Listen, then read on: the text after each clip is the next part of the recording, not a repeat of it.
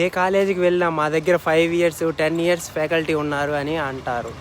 మరి దాన్ని ఎలా గుర్తించాలి అని అడుగుతారా? దానికి నా ఒపీనియన్, నా డౌట్ ఏంటి అంటే, బుక్స్లో ఉండేది చూసి అక్కడ ఉన్నదాన్ని చదివేస్తే అది ఎక్స్పీరియన్స్ అవుతుందా? అలాగైతే స్టూడెంట్స్ కూడా అయిపోతారు కదా. అసలు ఎక్స్పీరియన్స్ అంటే ఏంటి? తను చదివిన దానికి ఈ రియల్ వరల్డ్లో ఎలా అప్లై చేయాలి అని నేర్పించి ట్రైన్ చేస్తేనే కదా ఎక్స్పీరియన్స్. అసలు ఆ ఫ్యాకల్టీ ఏం చేశారు అని అడగండి. ఒకవేళ మా పిల్లల్ని ఇక్కడ జాయిన్ చేస్తే వాళ్ళు ఏం నేర్చుకుంటారు ఈ ఏఐ జనరేషన్లో? మీరు చెప్పేది నేర్చుకొని మా పిల్లలు సర్వైవ్ అవ్వగలరా అని అడగండి.